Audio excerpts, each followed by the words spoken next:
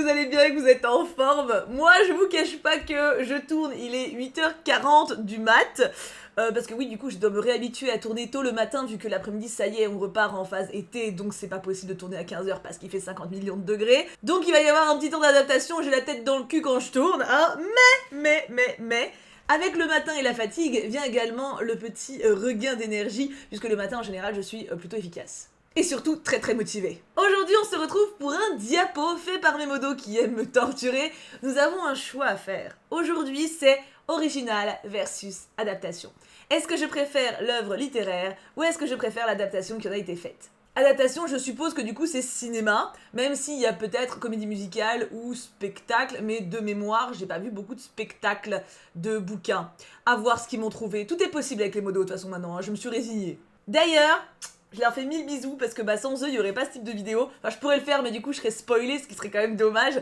Et encore merci à eux, du coup, de faire tout ça. Je sais que ça les amuse, etc. Mais mine de rien, c'est grâce à eux qu'on a ce type de contenu-là. Donc voilà, je vous aime, vous êtes les meilleurs. Allons-y, tu préfères original versus adaptation. Alors du coup, il y a de la danse. Oula, c'est un collant moulant. Pardon. Il y a du cinéma et il y a, je pense, une chanson. Donc tout est possible. Là, du coup, forcément, je pense au fantôme de l'opéra parce que Chèche ne jure que par le fantôme de l'opéra, mais j'ai pas encore lu le roman. Donc normalement, ça peut pas être dedans. Explication. Bonjour à toi, cher Thibaut. Nous avons besoin de toi et ton grand savoir pour nous départager dans les œuvres qui te seront présentées. Tu pourras soit sélectionner l'original ou la ou l'une des adaptations. Donc nous avons Ada pour adaptation et Ori pour original. Ils sont adorables, je dois dire que Ada et Ori, je suggère que vous copuliez, que vous nous fassiez des bébés. Voilà, ça ferait un mélange de bouffe et de livres, la meilleure vie. Voyons donc ce qu'ils nous ont trouvé.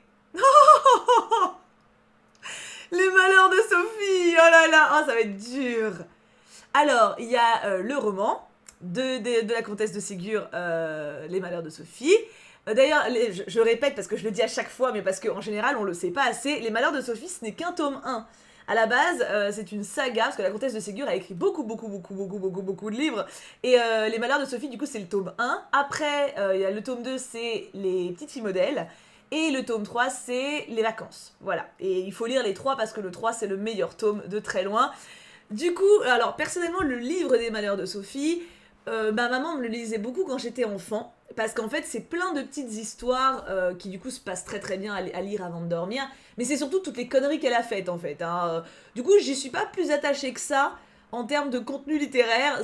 Ma maman l'adorait. Moi, il me faisait un peu peur quand j'étais petite. Et honnêtement, bon, le format plein de petites nouvelles comme ça, actuellement, c'est pas celui que j'ai le plus envie de relire. Le dessin animé de 1998, c'est mon bébé. Je le trouve excellent. Déjà, il est vraiment... On peut pas faire plus fidèle au livre, voilà, c'est pas possible, c'est vraiment exactement les histoires du livre. Et il est adorable, voilà, je suis puis les musiques et... Oh, et les voix des personnages, oh. Il est trouvable sur YouTube au cas où si vous l'avez pas encore vu, hein, il est merveilleux. Et pour le coup, il englobe les vacances. Il englobe les 3 tomes, donc Les malheurs de Sophie, Les petites filles modèles, Les vacances. Mais par rapport aux vacances, il y a pas mal d'adaptations. Pour le coup, ils ont enlevé des personnages, ils ont enlevé des anecdotes. Parce qu'en fait, c'est plein de petits trucs de vacances d'enfants. Mais il y a l'essentiel quand même. Donc si jamais, regardez ce dessin animé si ce n'est pas encore fait.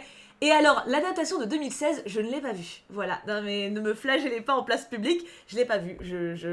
J'avoue que ça me tentait pas, puisque encore une fois, c'est les conneries qu'elle fait quand elle est petite. Et certes, c'est mignon à lire, tu vois, mais à regarder en film, m'en foutrait un petit peu. Du coup, pour cette manche-là, eh bien, c'est Ada qui gagne un point. Je vote pour le dessin animé des Malheurs de Sophie. J'étais tellement fan, je me rappelle que y a des vacances en été quand j'étais petite, enfin petite. J'étais au collège hein, déjà, je le connaissais déjà par cœur. Et j'étais à la campagne avec mon papa. Et il passait, je m'étais rendu compte à un moment qu'il passait à 8h pile le matin à la télé, genre sur France 3, un truc comme ça. Et je me réveillais automatiquement à 7h55 de moi-même pour le voir.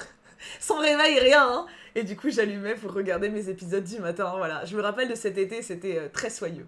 Et parce qu'à l'époque, il n'y avait pas YouTube, hein. Putain, n'empêche, en vrai, c'est une sacrée diff, hein. Parce que moi, quand j'étais petite, quand j'aimais un truc, petite ou même jusqu'à, ouais, je sais plus, fin de collège, en vrai, quand tu kiffais un truc, genre un dessin animé ou quoi, bah tu pouvais qu'espérer tomber dessus quand il était rediffusé, quoi. Maintenant, tout est trouvable. Oh, vous ne connaissez pas votre chance. Ouais, si, en vrai, je pense que vous la connaissez. Du coup, je fais gagner le dessin animé de 1998. Round 2, Souvenir de Marnie. Ouh, pas facile du tout. Alors, ils ont mis 2021 pour le livre. Le livre date d'avant, hein, mais c'est l'édition là de Toussaint l'ouverture qui est sortie en 2021 et le dessin animé de 2014. Ouf, c'est pas facile. Le livre est beau, mais je dois avouer que je vais à nouveau voter pour l'adaptation. Je pensais pas, putain, je pensais que j'allais être vachement puriste, mais pour le moment, ce qu'ils ont choisi, ça passe peut-être parce que c'est très poétique. Ah, je sais pas. Parce qu'en fait, le livre est très beau. Peut-être un peu plus ampoulé au niveau du style, tu vois, un peu lyrique. Assez contemplatif. Alors que le dessin animé, bah, il est porté aussi beaucoup par la musique, par les paysages, par la longueur de l'endroit. Bah, le visuel aide beaucoup à la poésie, en fait. Et Louis aussi, mine de rien. Donc du coup, je voterai ouais, pour l'adaptation de 2014. Maintenant, le roman est magnifique. Hein. Le roman est magnifique et le dessin animé est sublime. C'est juste que je suis très attachée au dessin animé, même si je l'ai découvert très récemment. C'est un excellent Ghibli pour le coup, foncez si vous l'avez pas encore vu. Ah, je me demande, ça se trouve, je vais préférer les adaptations à chaque fois. Non, ça m'étonnerait. Ah, bah putain, bah si. Alors, round 3. En même temps, pour le moment, c'est que des dessins animés. Je sais pas si ça serait différent avec un film. Alors, 1998, il y a le manga papier. Peut-être qu'il date d'avant aussi, que c'est cette édition-là, je ne sais pas. Non, celle-là, elle est récente. On va dire 98, hein. Donc, 98 pour le manga papier. 2001 pour l'animé et 2019 pour le relooking de l'animé, qui d'ailleurs est très beau, hein, on va pas se mentir. Alors, c'est particulier. J'ai découvert Fruit Basket avec l'animé de mon côté. Donc l'animé de 2001. Et ça a été une révélation pour moi, genre... Ça a fait partie des choses qui m'ont forgé quand j'étais ado, je pense. Vraiment, il y a eu un truc très très fort avec cet animé, qui d'ailleurs s'arrête à l'épisode 16, je crois, de la deuxième saison. Enfin, non, au manga 16, au 16e manga, alors qu'il y en a beaucoup plus. Et ils étaient pas allés plus loin. Et j'ai lu le manga papier, j'ai lu le début du manga papier quelques années après, ou quelques mois après, parce que bah, j'avais envie de découvrir. J'avais pas adhéré. J'ai relu le début des mangas papier il y a pas longtemps, et j'ai pas adhéré non plus que ça. C'est sympa, ça me fait plaisir de le lire, parce que bah, c'est tiré d'une histoire que j'adore, mais j'ai beaucoup de mal à rentrer dans l'histoire sur le manga papier, je trouve ça lourd et assez indigeste. Alors que pourtant, maintenant, Dieu sait que j'en lis des mangas papier et que j'adore ça, et il y en a d'ailleurs que j'aimerais pas découvrir en animé parce que je suis tellement attachée au format papier que voilà. Mais c'est vrai que les dessins ne bâment pas, l'histoire va plus vite, et je suis très attachée aux voix également, et aux musiques de l'animé. Et j'ai vu le début du remake de 2019. Et alors, je sais qu'il a le mérite de faire l'histoire en entier, et c'est très cool, hein, mais ils ont changé trop de choses. Je suis trop attachée en fait à celui de 2001. Je crois que celui de 2001 sera à jamais unique pour moi. Parce que, ouais, c'est tout bête, hein, mais les petites voix, et c'est tout con, mais il y a un petit passage où il y a un moment où Momiji il chante une chanson avec Toru. Quand ils sont dans une station thermale, et il y est pas ce passage dans le truc de 2019, et j'étais en mode mais non, je la connais encore par cœur cette petite chanson. Et en fait il y a plein de petits trucs comme ça auxquels je suis attachée profondément dans la version de 2001 qu'il n'y a pas dans le remake de 2019, et j'adore la VF de 2001. Alors je l'ai découvert avec ça, hein, donc ça joue, mais il y a une émotion dans les voix. Oh là là, c'est irremplaçable pour moi. Donc pour moi, c'est le 2001 qui gagne. Maintenant, le remake de 2019 est beaucoup plus beau, beaucoup plus abouti. Voilà, il va au bout de l'histoire. Hein, parce que typiquement, celui de 2001, je vous dis, il s'arrête à l'épisode au manga 8 ou 16, je sais plus. En tout cas, il s'arrête court, rapidement. C'est même pas la vraie fin. Enfin voilà, ça se finit en eau de boudin. Mais celui de 2001, il sera toujours à part pour moi. Et d'ailleurs, je l'ai en DVD, je l'avais acheté en convention. Et j'en suis très heureuse parce que, ouais, pour moi, il est irremplaçable. Mon dieu, j'ai parlé 5 minutes sur Fruit Basket, ça promet. Bah oui, mais en même temps, pour le moment, adaptation, il gagne tout, hein, je veux pas dire, mais... Oh, putain, ça va être dur, sa race. Alors, round 4, Notre-Dame de Paris. Alors là, on est sur un roman, et pas n'importe quel roman. Un chef-d'œuvre de Hugo. Alors, c'est pas mon préféré. Hein. Notre-Dame de Paris, pour moi, c'est pas mon préféré. Mais il est quand même excellent. N'hésitez pas, encore une fois, si vous voulez le lire, à sauter les descriptions. Il y a 2 descriptions particulièrement longues et denses qui servent à rien au récit au début du livre. Donc, je crois que tout au début, c'est une espèce de salle pas de cours, mais de procès, enfin un truc comme ça. Il se passe plein de trucs à l'intérieur, donc il y a toute la foule qui est rassemblée, il y a les nobles, etc. Et la description, je crois, elle dure 15 pages. C'est tout au début du livre, c'est fait pour te faire du mal. Et un peu plus tard, t'as la description de Notre-Dame. Pareil, t'en as pour 20 pages de quelle pierre et où. Alors, je l'ai relu, moi, hein, personnellement, entièrement, complètement, et j'adore. Mais pour une première découverte, c'est pas sauter les descriptions comme ça, n'ayez pas de scrupules. Hein. Mieux vaut sauter des descriptions que d'acheter des versions abrégées. Voilà, comme ça vous pouvez y revenir quand vous êtes prêts. Bref, du coup Notre-Dame de Paris, c'est un bouquin que j'aime beaucoup. Surtout pour le personnage de Frollo, que je trouve incroyable. Parce qu'honnêtement, le reste, c'est un peu des connards. En même temps, Hugo écrit souvent des connards. La comédie musicale de Notre-Dame de Paris, ça, c'est ma vie. J'ai pas le droit d'être Joker, ils ont pas dit. Notre-Dame de Paris, j'ai découvert cette comédie musicale quand j'étais enfant. Mes parents étaient encore ensemble, donc je devais avoir 9 ans, 9 ans peut-être, 8-9 ans. Et je suis tombée en amour dessus, mais je la chantais tout le temps, je connaissais par cœur. Et j'ai continué à l'écouter bien après, même ado, je me mettais les CD dans ma chambre et je dansais, je faisais les chorégraphies. C'est comme vous pour la K-pop maintenant, mais moi c'était Notre-Dame de Paris, quoi. Avec Roméo et Juliette. Et du coup, c'est une comédie. Alors, la comédie musicale en elle-même, honnêtement, elle est incroyable. C'est ce qui a fait d'ailleurs popper les comédies musicales en France. Et après, on a eu des trucs plus ou moins douteux. Mais on a eu aussi des très belles choses. C'est très fidèle à l'histoire, pour le coup, pas de problème. Même si Esmeralda est plus sympa que dans le bouquin. Et ils ont sauté certains passages, évidemment, genre celui de la maman. Elle n'est pas du tout mentionnée. Maintenant, voilà, c'est une excellente adaptation. Les chansons sont iconiques et c'est trop beau. Et le dessin animé de Disney prend des libertés incroyables par rapport au roman, mais est extrêmement qualitatif. Je peux pas choisir. Je peux pas. C'est... Oh la vache. Ah, je peux pas. C'est impossible. En fait...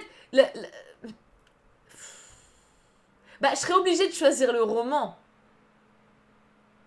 Je suis obligée de choisir le roman. Parce que, bah déjà dans le roman, forcément, il y a plus de choses. Parce que dans les adaptations, en fait, ils ont à chaque fois oublié ou changé des trucs pour que ça colle avec leurs envies, etc. Dans le roman, il y a tout, ce qui est logique, puisque c'est la création de base. Et il y a une profondeur, une richesse, etc. qui est assez ouf. Et les réflexions que ça amène sont très bonnes aussi.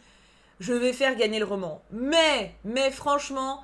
Les 2 adaptations, même si elles choisissent délibérément de changer des choses ou d'en apporter des nouvelles, elles sont excellentes. Elles sont excellentes et apportent des morales... pour le dessin animé, apportent des morales vraiment géniales avec des personnages qui marquent.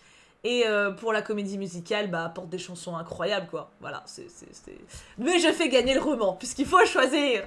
Rune 5. Oh, Heartstopper. Alors, il y a le roman graphique, du coup, en 2016. Attends. C'est l'inverse, je pense. Sinon, ce n'est pas très logique. Le roman graphique est sorti en 2016 et la série en 2022. C'est un switch. C'est pas facile du tout. Le roman graphique... Pour le coup, en fait, la série est très fidèle au roman graphique. Le roman graphique est peut-être moins dans le drama que la série. La série a rajouté pas mal de petits dramas qui n'étaient pas nécessaires. Et le roman graphique va peut-être un peu plus loin pour certains développements de personnages autour. Mais la série apporte une espèce de profondeur, je pense, aux personnages et les rend plus palpables que le roman graphique qui est quand même assez rapide. Je vais choisir la série. En plus, je trouve que les acteurs apportent vraiment quelque chose d'hyper vrai à cette histoire. Et ouais, non, je choisis la série. Je choisis la série pour les personnages principaux. Si c'est pour les personnages secondaires, ça serait le roman graphique. Mais s'il faut choisir, je choisis la série. Même si... Ah, c'est pas facile, hein. Rune 6, Batman. Wow, il y en a 1 million. Évidemment, c'est logique, mon dieu. Alors, il y a les comics de 1939. Il y a le film, on va compter la trilogie, je pense, enfin les duologies de Tim Burton, que j'ai vu, que j'adore, qui est extraordinaire. Il y a le film de 2022 avec Robert Pattinson, que j'ai pas aimé du tout, donc celui-là, ça va être rapide. Le film de 2008 avec, je sais plus les noms des mecs, mais vous voyez la trilogie que tout le monde connaît là. Et le jeu vidéo Telltale. Putain. C'est compliqué. En fait, Batman de base, j'ai lu quelques comics de Batman. Et c'est vrai que c'est d'une profondeur et d'un glauque que peu de films ont réussi à atteindre. En fait, ce qui est fort dans Batman, ce qui est fort dans DC Comics de manière générale, c'est qu'ils se contentent pas de mettre des méchants. C'est pas juste, bim, il y a besoin d'un antagoniste, on fait popper machin, tu vois. Il y a vraiment des thématiques sociales et personnelles hyper profondes qui sont abordées. Ça part de harcèlement, genre typiquement, je pense au Pingouin. On est sur un mec qui a des malformations, des problèmes de santé, qui se fait harceler.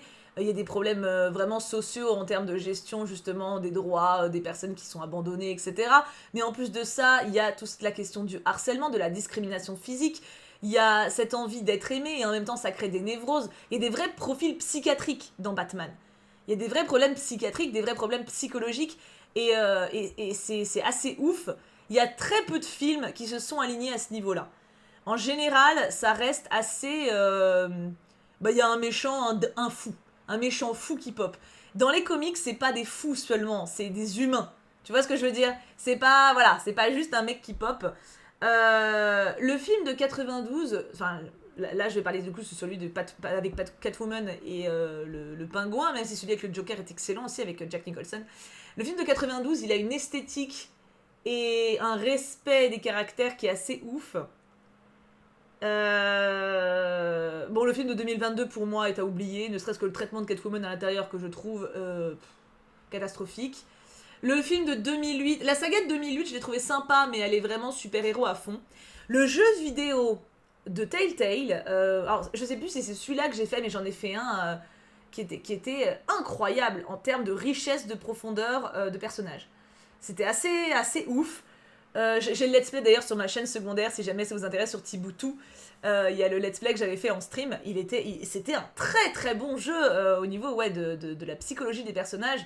Tu sens vraiment que t'es sur le fil rouge avec le Joker quand t'es pote avec. Enfin, je l'ai trouvé brillant vraiment comme jeu. Du coup, pour moi, ça se jouerait entre le jeu et les comics.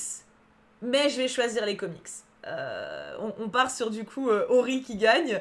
Le jeu est vraiment pas loin, hein, parce que en fait c'est un jeu qui est sous forme un peu de comics aussi, mine de rien.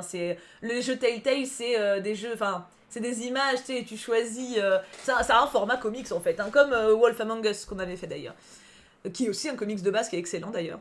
Je vais quand même du coup choisir 1939, je vais quand même choisir les comics parce que c'est tellement riche, tellement énorme, tellement varié. Le jeu Telltale, c'est une extension en fait de ça, tu vois. Mais la matière de base, c'est grâce à ça qu'on a tout le reste, et c'est inégalable encore. Même si du coup le jeu Telltale pour moi est légal, mais c'est tiré du comics directement, donc c'est les comics qui gagnent. Rune 7, le magicien d'Oz. Oh putain de merdouille. Alors déjà, je peux vous dire clairement que le monde fantastique d'Oz, il saute, mais il saute si haut, on ne le voit plus, voilà. Donc le combat va se faire entre le roman sorti en 1900 et le film sorti en 1939. Alors le roman, je l'avais lu quand j'étais enfant, je l'avais adoré, je l'ai relu, je l'aime toujours autant. Il y a plein de petites choses en plus qu'il n'y a pas dans le film. Mais le film, et là on en revient en fait à la matière ajoutée, le film respecte profondément le message du livre et ce qui se passe à l'intérieur. C'est une adaptation très très très fidèle et apporte des choses en plus, notamment les chansons, notamment l'image qui pour le coup je trouve est magnifique. Enfin, voyez ce film, hein. Si vous n'avez pas encore vu Le Magicien d'Oz, le début est en noir et blanc, après ça part en couleur. Pour justement faire la différence entre le Kansas et le pays d'Oz. Et le film a quelque chose... il est unique. Il est unique et en plus il a permis... Enfin la chanson Over the Rainbow que chante Judy Garland est une des chansons qui a servi d'étendard à la commu LGBT d'ailleurs dans des années où c'était pas si facile. Les chansons de ce film sont géniales, l'esthétique est trop belle et la fin me touche énormément.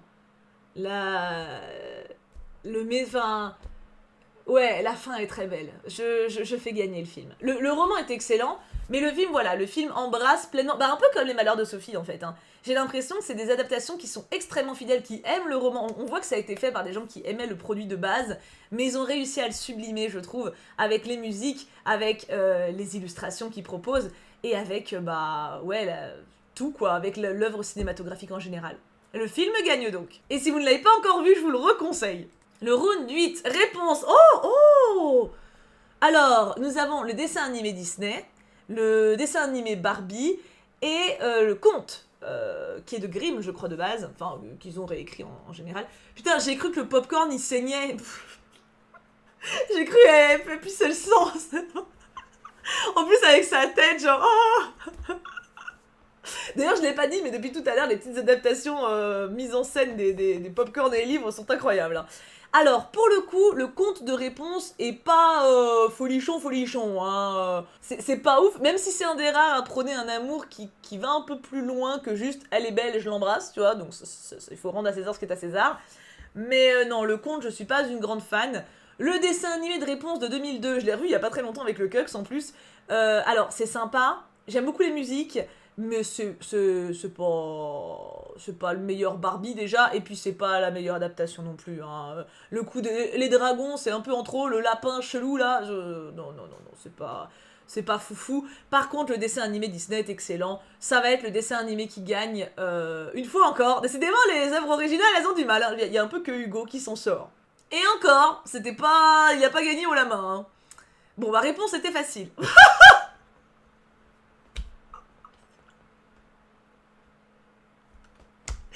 Pourquoi 50 nuances de Grey. Franchement, le premier livre, j'avais lu les deux premiers à une époque, bien longtemps après que ça ait hypé. Hein. J'étais tombée dessus en vide-grenier, je les avais pris. Et j'ai abandonné à la fin de... Je sais plus si j'ai fini le 2, mais j'ai pas lu le 3 et j'ai revendu la trilogie, ça suffisait. Le premier, franchement, est sympa. Le premier, j'avais bien aimé le livre, c'est le deuxième qui a chié. Le premier, en fait, bon bah c'est une histoire d'amour et de cul, tu vois, mais j'avais trouvé les valeurs à l'intérieur vraiment pas dérangeantes. Au contraire, on a, comment elle s'appelle la meuf, Anna.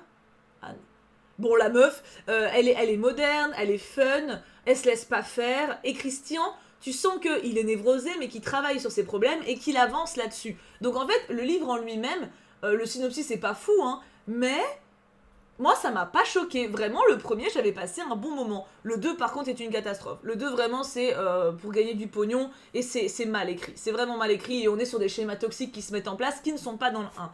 Du coup, le premier roman est cool, le film est pas bon, hein. Non, puis j'aime pas la tronche de l'acteur en plus. Vraiment, ce regard fixe là, on dirait un serpentard. Non, non, non, mais tu vois ce que je veux dire, serpentard cliché, tu vois. Il aurait pu jouer Tom Jedusor d'ailleurs. Je sais pas ce que vous en pensez. Hein? Hein, je tiens quelque chose, hein. Je vote pour le roman, voilà. Bon, après, on n'est pas sur un chef-d'œuvre littéraire non plus, mais franchement, le premier tient la route, et il y a des petites scènes de cul émoustillantes en plus, pas comme dans le 2 d'ailleurs où les scènes de cul sont à chier. Est-ce qu'il y a quelque chose après ça ou est-ce qu'on finit sur cette merveille? On a fini sur le duo de la muerte, hein. C'est fini. Alors, qu'en as-tu pensé? Finalement, qui a gagné? Ada ou Ori, les adaptations ou l'original? Moi, c'est sûr, non, c'est moi. Et bah alors, je ne pensais pas, mais au final, j'ai clairement voté beaucoup plus pour les adaptations. Après, évidemment, ça dépend de ce qu'on choisit, hein, c'est évident. Là, mais là, pour les choix qui ont été faits, je m'attendais, moi, à choisir en idée préconçue. Je me disais, bon, bah, ça va être assez évident que les originaux vont gagner à chaque fois. Bah, pas du tout. Ça me fait me rendre compte qu'au final, quand c'est bien fait, j'ai tendance à préférer les supports visuels, quoi. En même temps, c'est logique. Genre, si t'as la belle histoire, la même histoire, avec les valeurs qui sont les mêmes et le synopsis qui est le même, et que c'est sublimé avec un bon jeu d'acteurs, des musiques, enfin, tu sais, avoir une BO quand tu lis déjà, enfin, tu vois, en vrai, c'est logique, hein. Mais dans mon esprit, j'allais forcément être déçue par les adaptations, et en fait, pas du tout. Donc merci au modo de me faire me rendre compte d'à quel point il y a plein d'adaptations que je kiffe de ouf. Je vous laisse bien entendu me dire en commentaire, déjà si vous voulez un round 2 de ce concept-là, pas demain, hein, mais éventuellement plus tard, et ensuite bien entendu, quels auraient été vos votes à ma place. Est-ce que vous préférez le roman ou l'adaptation de tout ce qu'on a vu jusqu'ici si vous connaissez? Bien entendu, je veux vos arguments parce que tout ce qui est là, c'est des trucs que j'adore, donc franchement, si on peut en parler ensemble, je serais ravie. Et n'hésitez pas à me dire d'ailleurs si vous avez une petite idée, vous, à la fin de ce diapo, est-ce que de manière générale, vous pensez que vous préférez les originaux ou les adaptations? Parce que moi, de base, j'étais persuadée de préférer les originaux, puis maintenant, du coup, bah, je me dis que peut-être pas. Je pense qu'en fait, ça dépend surtout si c'est bien fait ou pas, y a pas de secret.